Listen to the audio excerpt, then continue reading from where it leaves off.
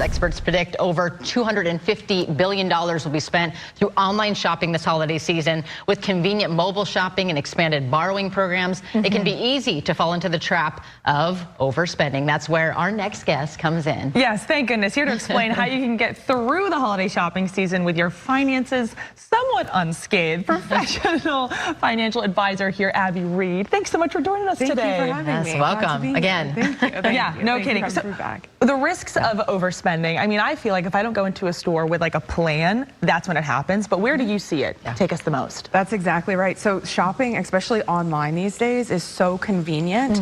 So there's the one-click buy. You don't even have to get your credit card. It's already in there. You don't even have that moment where you can think, do I actually need this? Is this okay for my long-term plan? Is this something that I actually even need? That's right. The retailers, the apps that we use, social media is all designed to take our decision making and speed it up. Oh, that's right. Yes, exactly. To place that urgency in it. The urgency, that's exactly what they want. So they want us not thinking long term, but thinking, I want it now, and making it as frictionless as possible, which is also why there's a rise in the buy now, pay later program. You just led me into the next question. Yes, this is huge right now. It kind of feels almost like a layaway, which can be a dangerous situation if you remember what layaway was. Why are people opting for this? I mean, you essentially just answered that question, though, because it's about that urgency, but really unpack that for us. Sure, so it's layaway in reverse, which I actually, if I had to pick, I prefer layaway because at least there's that delayed gratification. You have to go to the, back in the day, you had to go to the store and pay whatever. They would hold your items for you. Exactly. Yes. For people that are too young, they might not even know what that is. But now with buy now, pay later, you get the dopamine hit immediately.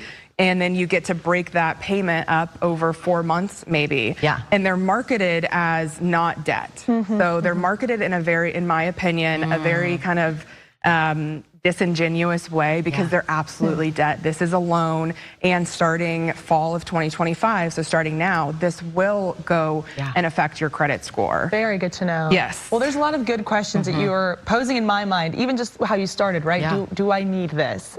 And instead of my credit card being just completely automated. So what are some other ways people can stick to a budget? I always call it the B word. I hate the word budget, but we have to talk about it. It's important. It's a chore. Nobody, likes to think about it. Everybody wishes we had an unlimited budget, but these days especially, it's so important with holiday shopping in particular to set whether it's a per person limit or a total limit for the whole season, parties, shows that you go to. What I do is I have an overall limit for what I am spending on gifts, and then I break it up per person. And now I don't have to spend the max on that. That's just the ceiling of what I'm willing to spend.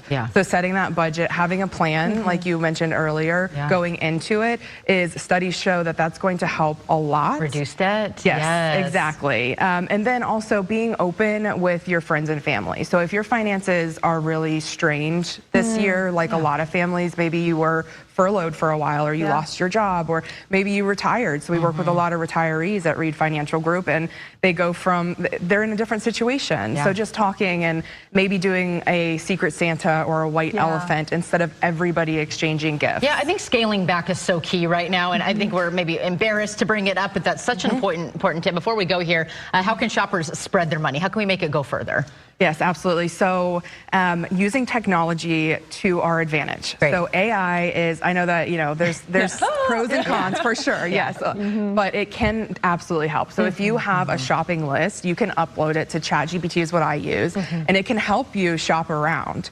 So starting early, so I mean, it's already well into November, so if you haven't started, maybe start now, but use AI to your advantage. I use price trackers so that I can see what that item was a couple weeks ago, and being wary, and this kind of is counterintuitive, but being wary of Black Friday deals.